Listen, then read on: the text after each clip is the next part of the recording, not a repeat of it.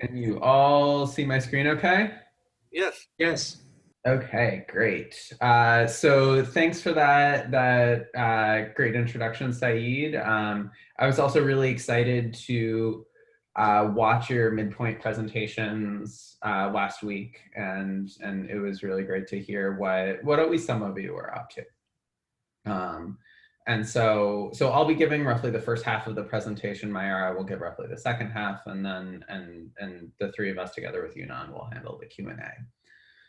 So I wanted to start by just giving a little bit of background into the broader research area, which we're all a part of. So we do research in what's called human-computer interaction, or HCI. And I just pulled this definition from Wikipedia, which says that HCI studies the design and use of computer technology focused on the interfaces between people or users and computers. And when we look at that, computers are really broadly defined. It's not just desktop and laptop computers, but anything from wearable devices to mobile devices and apps to VR headsets to you can like touch you can have a tattoo with a computer, really just any form of computing devices or technology. It's a highly multidisciplinary field, so it really bridges technology fields like computer science, human factors, electrical engineering with social sciences like cognitive science or sociology or anthropology. And informatics, where all three of us are at UCI, sits somewhere in the middle of those two. So we're really blending some ideas both from technology innovation as well as social science innovation. And what we're talking about today is really focusing on technology with one specific purpose, and that's technology that helps people track different aspects of their lives or different things about their habits. And technology with tracking capability has really become increasingly ubiquitous. So if you think about anything from like wearable devices like Apple Watches or Fitbits, we're now to the point where 15%, and that number is even a little bit old, so it's probably even higher now. So 15–20% of the US owns and regularly uses one of those devices. And in order to track their physical activity or how much they're standing or how their breathing is going, those sorts of things. And the number of people who have access to technology with tracking capability is even higher when you consider that basically every smartphone has the ability to track location and physical activity already built into the device and access to an app store that lets you download apps for tracking basically whatever you want. And now we're to the point where over a third of the people in the world have access and regularly use those devices. And what we're being sold when we go to buy a technology with tracking capability or go and download an app with that ability is we're being sold a promise. So devices like Fitbit are really promising to help us exercise, eat, sleep, and live better. Apps like MyFitnessPal for food journaling are really promising to help us lose weight by counting our calories. Financial aggregators like Mint are really helping us make us a good sense, understand our financial situation better and stay on top of our money. And women's health apps like Ovia promise to help us make a happy and healthy family by better understanding our cycle and monitoring our fertility and coming up with good plans there. And all of this sounds really great on paper, but in practice, what's happening is that we're actually abandoning these technologies long before we're actually reaching our goals. And so if you look at a couple of different studies, they've shown that 30% of people abandon the use of physical activity tracking technology after 3 months of use, and the burdens of tracking technology in other domains like food journaling are high enough to the point that most people abandon them after 1 week or less. And this is pretty consistent across different tracking domains, that abandonment is pretty high. So with that, one of the big things that we ask in our research is why isn't tracking technology effectively helping people reach their goals? And there's a lot of different reasons for this. We're going to focus on two particular challenges in our discussion today.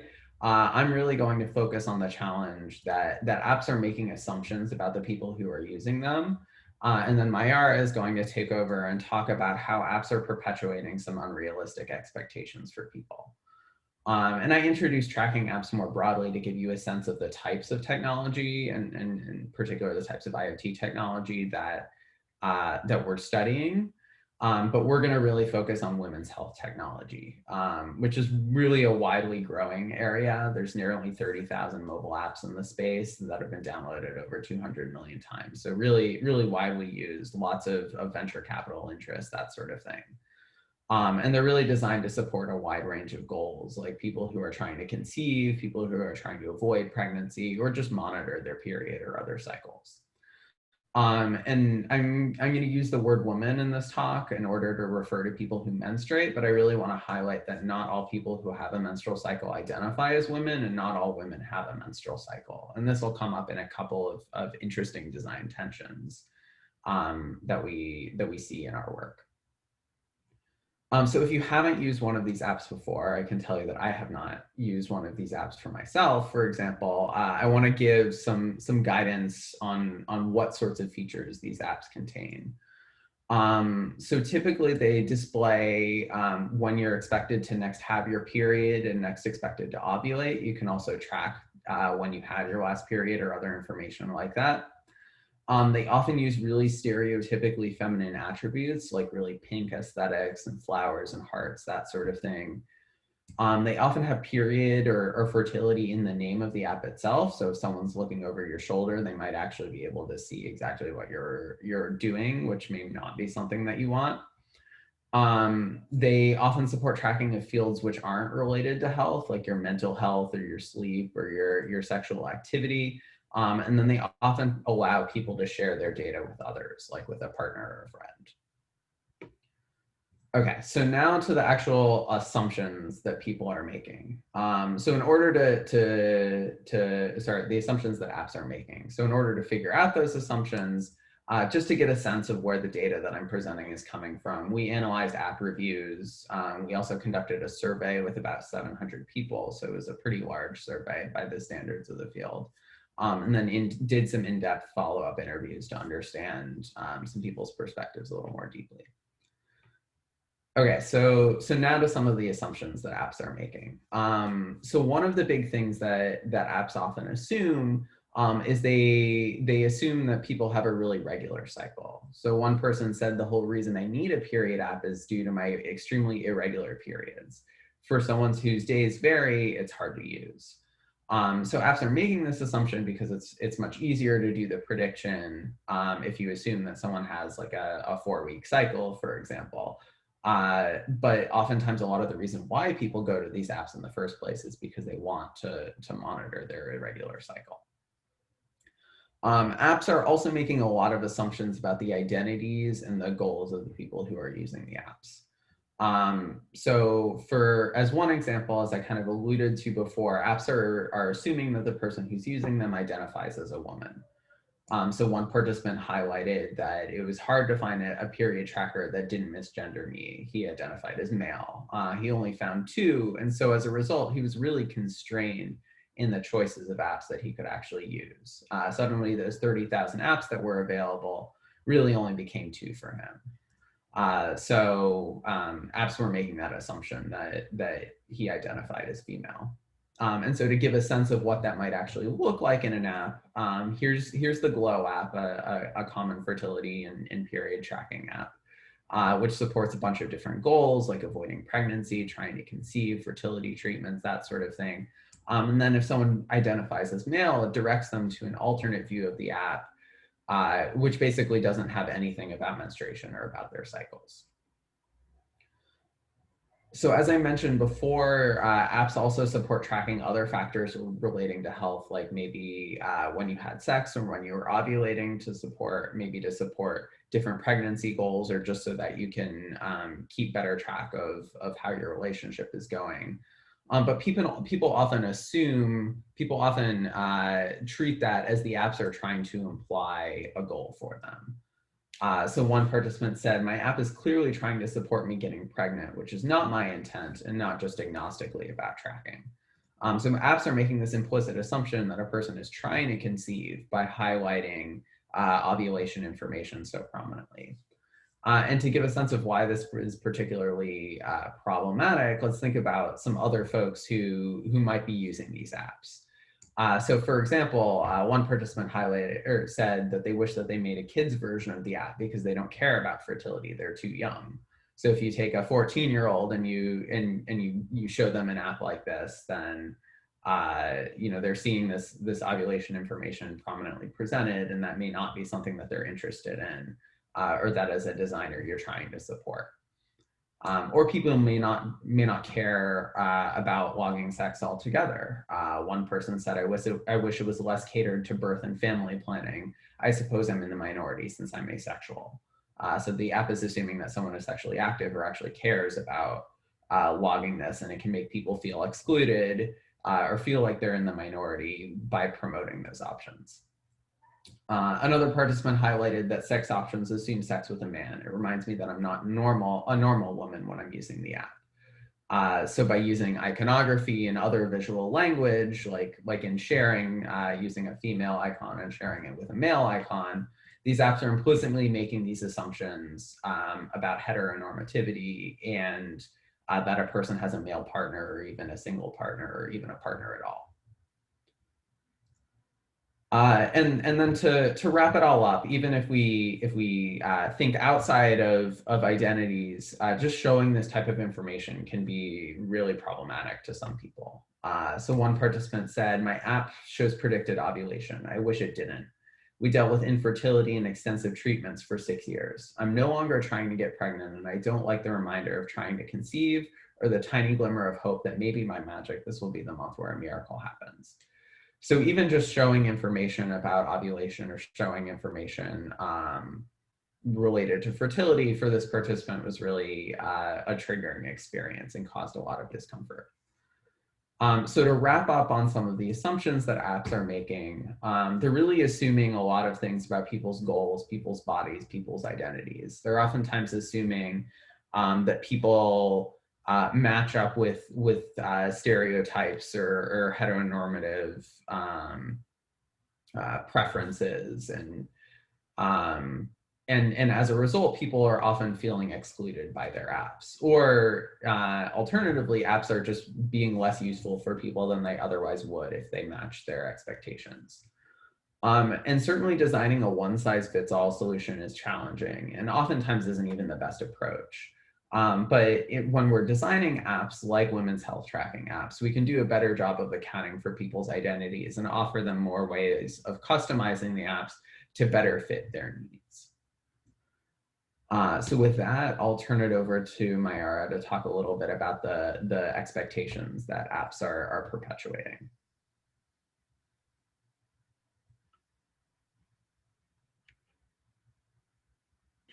Let me share my screen.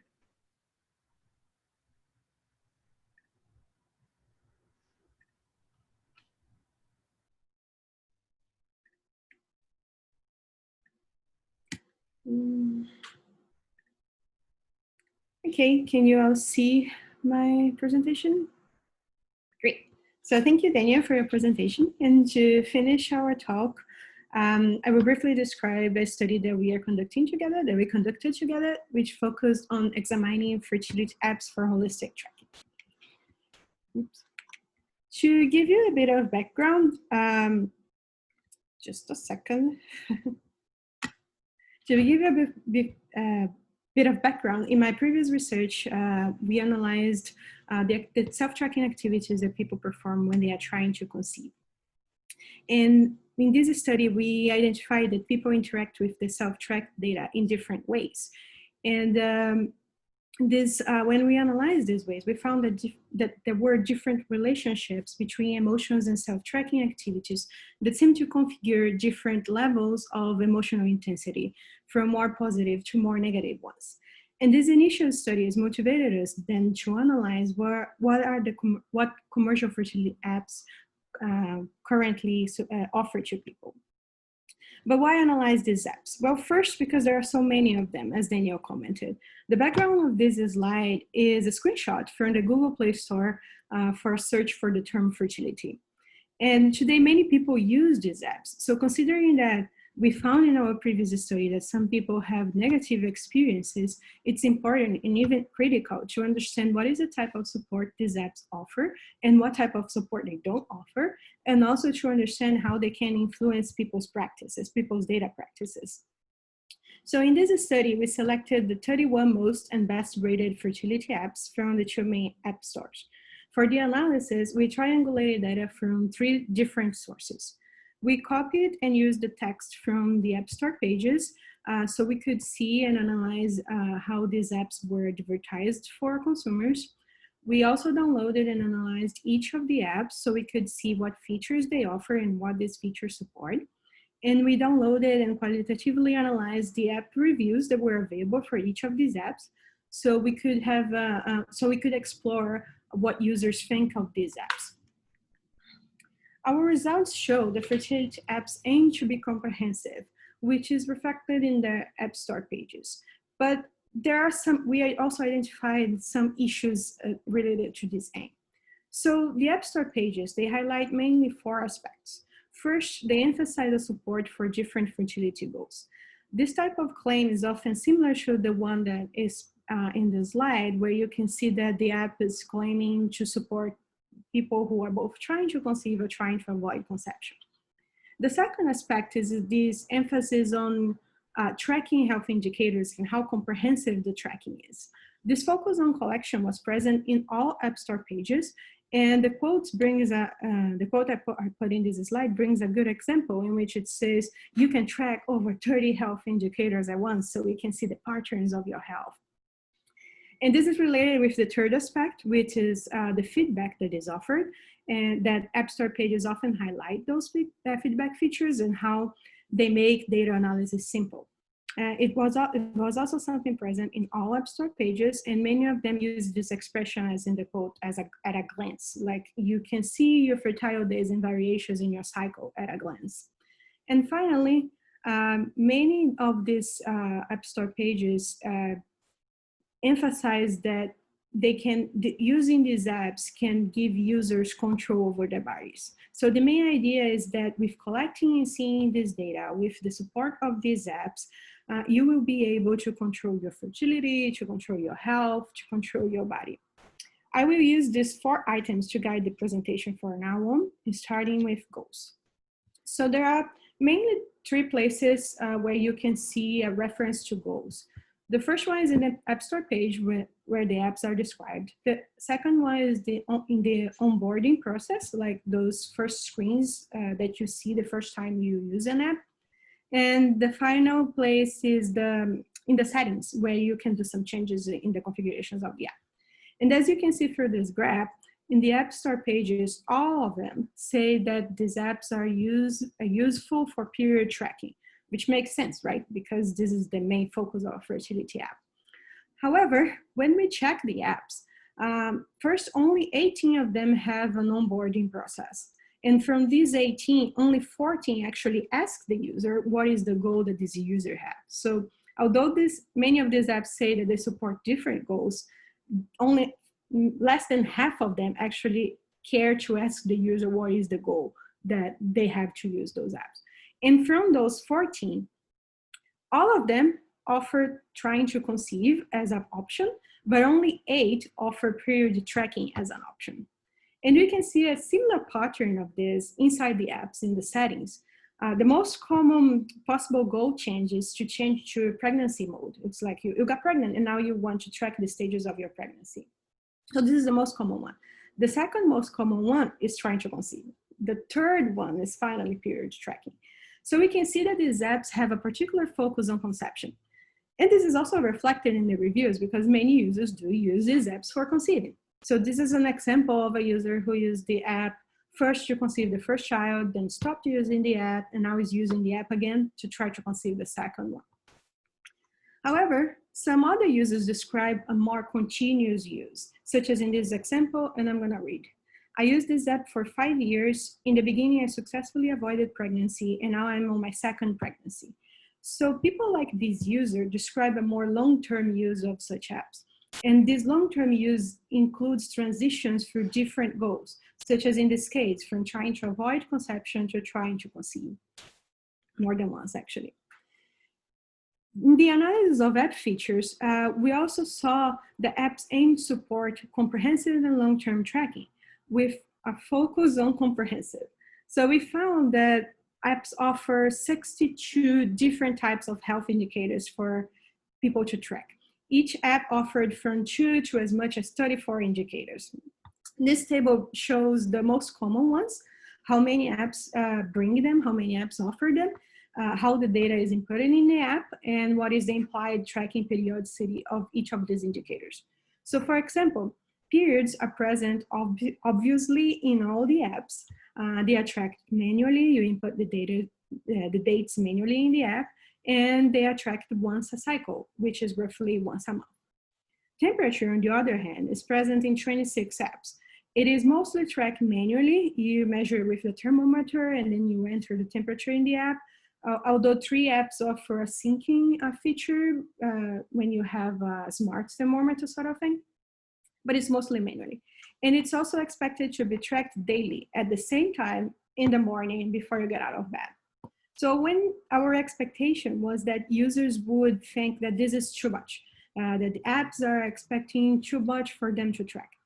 However, reality was a bit different. We found that most users actually like to have the possibility of tracking so many different things. Like these users saying that they love how extensive tracking is. And more than that, we even saw users using the reviews to ask for more items to track. For example, this user wrote to ask for a possibility of tracking headaches, hunger, mood, cramps, which are indicators that were not available in the app they were using. And we found that some users asked for indicators that are not commonly related to fertility. For example, in the first quote, the user describes they would like to track sugar levels and insulin because they have diabetes and they are trying to conceive, and this isn't important information for them. In the second quote, you see a user that is currently pumping and they think that their menstruation influences in their milk production, so they would like to track that so they could compare.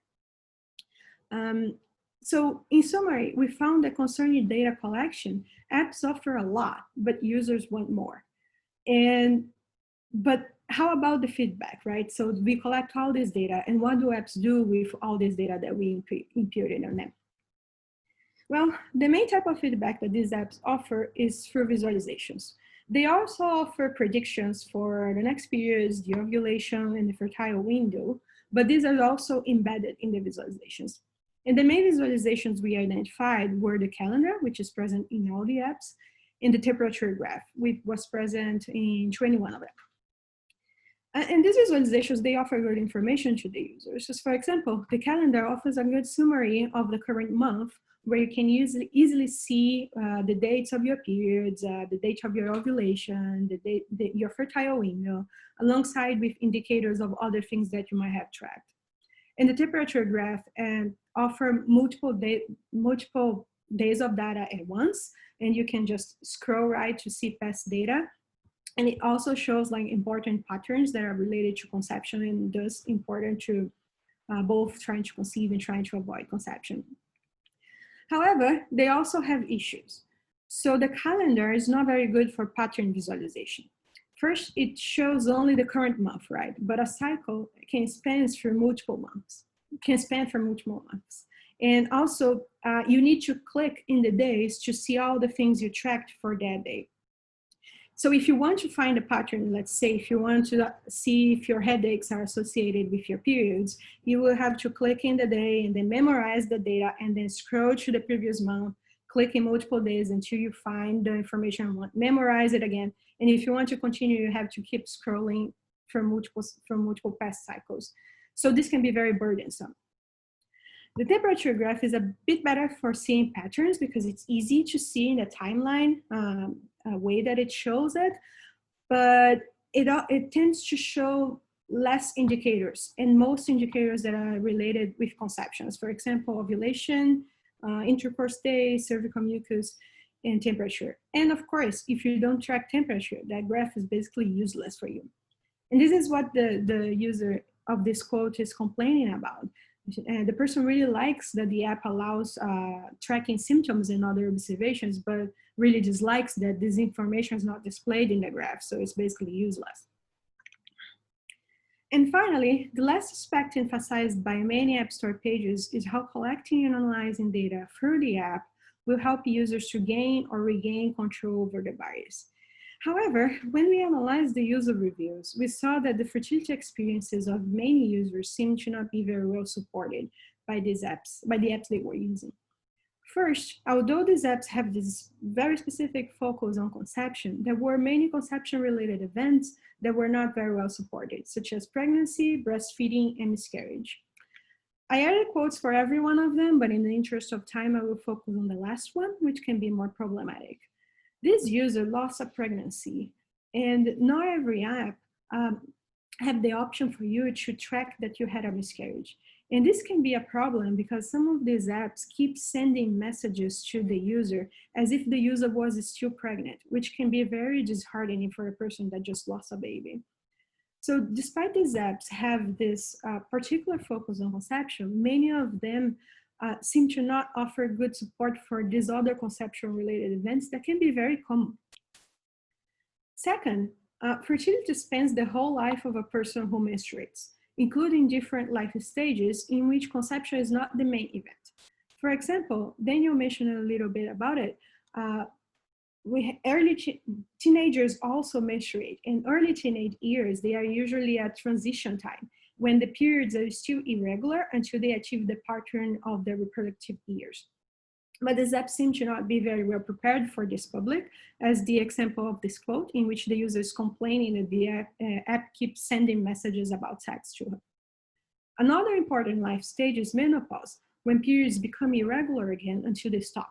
And this stage includes a series of experiences and symptoms that are specific and that are often not supported by the apps. As we can see in the quote, this person is saying that she would like to track things that are more related to menopause, but the app is not prepared to that. And the interesting thing is that not all, but almost every person with periods will experience these two life stages. But not every person with a period is interested or will ever be interested in conceiving. But the latter is the most common goal of the fertility apps that we analyzed. And the final aspect is related to this point, because many fertility apps actually conflate the reproductive years with conception. But this is not the only goal for you to track your periods. People may be interested, for example, in monitor their own personal regularities to identify inconsistencies, as for example, side effects of a new birth control medication. For other people, some irregularities may be part of the regular experience, such as people who have PCOS or who have endometriosis, which is this case of the first quote that is in this slide. These people may want to use these apps to monitor their experiences and aid in diagnosis, for example, particularly in the case of conditions that are still not completely understood, such is the case of endometriosis. So as you can see, apps can also normalize particular experiences and ignore others. As Daniel described, another example is how fertility apps often make heteronormative assumptions about users' genders and sexuality, which is the case of the second quote, in which the person says that they believe that the app is about accurate data, but there are data that they cannot input because the app does not offer that. So as we can see, this claim of control is often an unrealistic expectation that is advertised by these apps. And these apps do not support it because first, they don't offer the features that could help these people to support their goals. And second, because fertility is naturally uncertain, diverse, and emotionally loaded. So in summary, in our analysis, we found that people who have a specific goal and one specific goal among those predefined ones, especially trying to conceive and trying to avoid conception, those people tend to be better supported by fertility apps, particularly the ones who are trying to conceive. One common example is people who try to conceive a child, then conceive the child, stop using the app, and then try for the second one, and so on. However, there was a considerable number of people who described being interested in using these apps in a more holistic way. And by that, I mean for different goals in different moments of their lives and transitioning from one goal to the other, using the same data. Because in the fertility context, more than in many other reasons for self-tracking, this accumulated data is very important. As for example, you may recognize or understand early signs of menopause faster if you have an idea of how your cycles work, your cycle used to work during your reproductive years. But for example, if you tracked your cycles during that time. And this is an important aspect of fertility self-tracking, especially when we consider how the female body is less understood and often super loaded with societal taboos.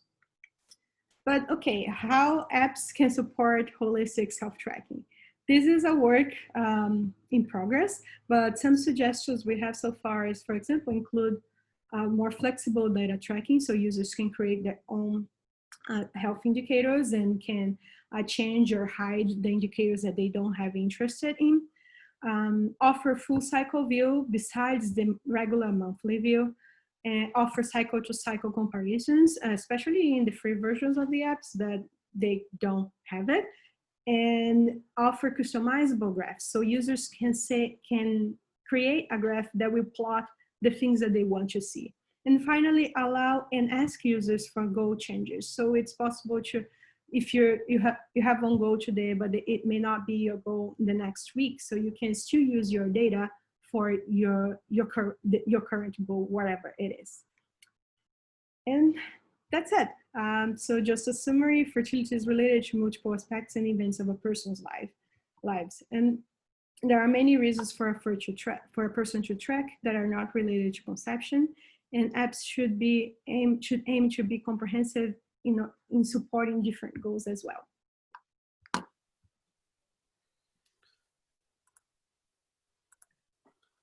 Thank you so much, all of you. This is a very important topic and wonderful presentation. Let's open it up for questions. I would like to invite you to ask questions. I have a question that I could ask. Just a second, Regine, did you raise your hand? Oh, okay. Oh, no, I just stopped. Okay, very good. Aviv, go ahead, please. So just in terms of being able to talking about what could be improved to make these health tracking apps more effective and more inclusive to more people. So I think that it makes sense to be able to have customizable graphs or extensive and flexible data tracking. It's it makes sense as things that would be valuable for these apps. So I guess the question is, have you done any research in terms of why companies aren't implementing it? Whether it's just the fact that that companies aren't thinking about these things, or is it just in terms of how practical it is to implement customizable graphs that are user friendly and can be manageable on the app development side?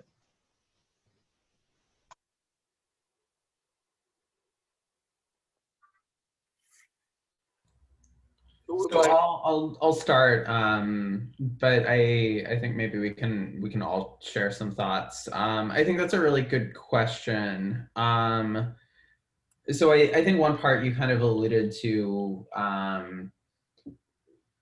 I think it's less of a development burden issue and more that it's not immediately clear until you go and you talk to a bunch of people exactly what should show up in those graphs. And in particular, if you're kind of opening it up to supporting flexibility, it makes I guess to some degree it does become a development burden challenge, because suddenly you're just substantially scaling up the number of options that a person can enter, and how you have to handle all of those different data types and supporting people and configuring those things. And so there's kind of some easy things which can be done and some hard things which can be done. Easy things would be ways of customizing or configuring displays which already exist. So for example, Mayara showed, a really nice graph of people's temperature fluctuations over time. And so there's ways of like taking that data and taking other data that you might have logged, you know, at similar points and correlating those two together. But if you start introducing, you know, totally different data types, then that becomes a much more challenging problem. So just to add, there are some movements in that direction, I think I could say it. For example, I remember one app that allowed custom data. And the way it allowed custom data was it would give you some data types and you would choose what is the data type of the thing that you want to track. And I think that limits a little bit of the development burden later. And so that's one thing. The other thing is that it's partially related with your question, but there is like the constant question, should we aim for universal tools or should we aim for specific tools that we attend each type of, let's say, population, a lot of quotations in that. That is a bit more complicated for fertility because of the issue of historical data that is useful in this case, especially when you're transitioning from goals. And there are transitions that can be very in a short period of time. So let's say if you're avoiding conception and you're trying to conceive, you have your baby. So those transitions can be like in a span of 1 year, 2 years or so. And that historical data is important. So imagine a person, if I'm gonna make just specific apps, I'm trying to avoid conception, I'm gonna use this app. Now I'm trying to conceive, I'm gonna have to get another app, I'll lose all my data. Now I'm pregnant, I have another app, I'll lose all my data. So that is a bit more complicated. So that's why like customization, personalization may be a way to support more people for fertility tracking. I still think that there are some things that may be more useful to have a completely different app, but so it is a design challenge, it is complex. There are some research, especially in the visualization fields that can help, and then maybe those companies, if they're interested, they could check how those flexible visualizations are made and try to add this to these apps. And I'm not saying to just replace what they have, because what they have is useful for many people, but just maybe add an extra feature or something like that. That makes sense. Thank you. You know, if you allow me to just follow up, I'm looking at the limitations of the app and then the impact it might have on the subjects in terms of, you know, because the topic itself can build expectations, right? And the factors that can be inputted in an app, such as, you know, age, other medical conditions, whether they have had, you know, C-section or whether they have had other kind of fibers in the uterus, et cetera, that cause excess bleeding, et cetera, whether they have other medical conditions that might affect the data that you're gathering. So how was that accommodated for, and what would you say the limitations of the app? So your question is very interesting because most of the apps don't have this indicators that you mentioned, like C-sections, fibroids, any of this. I didn't find any of those apps that are analyzed. And they are especially important for people who are trying to conceive and for people who are facing challenges to conceive. So in our study, the previous study that we analyzed the emotional experiences of people, I think that plays a role in that, because these apps are a way, people see these apps are a way to try to do something, right? To try to act towards their goal of having a child. And these apps offer these predictions of the fertile window, and the people try to get the days, to like have sex during those days so they can increase their chances to conceive.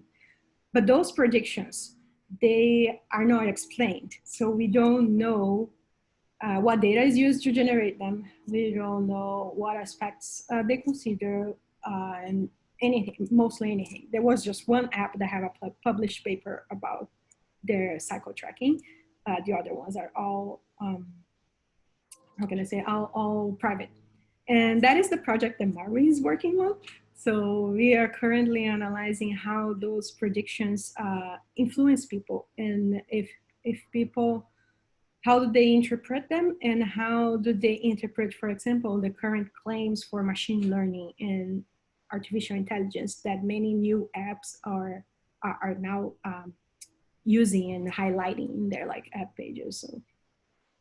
So I'm not sure if I answered your question, but one thing, those apps, I didn't see any of this specific information about fertility for conception, like fibroids or even PCOS, endometriosis. Those things are not present. They are sometimes just in like some tips or some articles that they link from the app, but and there were users that were complaining about that they would like to see more things about endometriosis, for example, that is fairly common in the population, but it's not understood, and those apps could support diagnosis, for example, but it's not there. So if I can add some comments to those questions. So first of all, I think that's a really good question to think about the market space, whether we have talked with the app designers or the companies. We haven't. It's probably very difficult to do it, just giving that. You guys heard there's hundreds of fertility tracking apps. There's probably thousands if you consider the global market. In the sense that there's a lot of developers trying to develop those kind of apps, but many of them have never really considered user experience and usability, everything, right? Mayara's research on app review actually shows a lot of very popular fertility apps don't even have a name, right? They just call it fertility tracking or cycle tracking. They don't even consider to give a pretty or beautiful name to their apps. So many working in the healthcare health IT industry for many, many years. A lot of those apps are clinical systems. They have not yet considered the user experience or the usability issue. So that's definitely something we need to work hard and work on in the next many years. But sadly, that hasn't been considered. And that's part of it, right? Those app designers, the companies probably haven't really thought about, well, we need to think about the long-term tracking, whether if a user has used my app for 20 years, whether their goals have changed over times. The other thing I think is related to our SURF-IoT project this summer, is that there is part of this developer burden. There's also part of the user tracking burden, right? We don't really know what exactly is their goal, and we don't really know how their goals are going to change. But there's going to be a lot of information, a lot of data that users have to track in order for users to have enough data in the app. For example, whether a C-section or whether their headache or their mood is going to be correlated with their cycle data. So that's an interesting aspect to think about.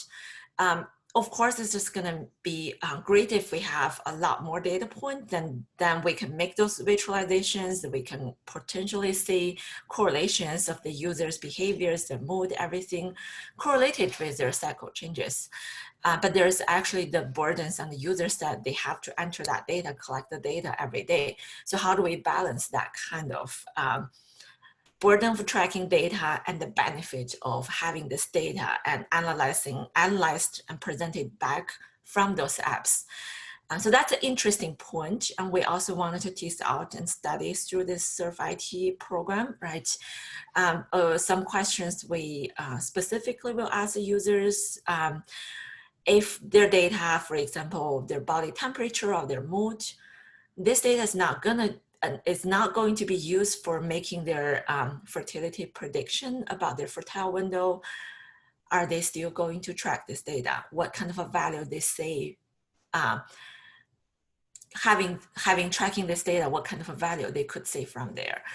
So I think that's a really interesting direction. There are probably a lot of research need to be done to figure out the tracking load, the developer load, and also I think eventually the market is going to move into a direction that they're going to develop more usable user-friendly apps, but the market right now is not there yet.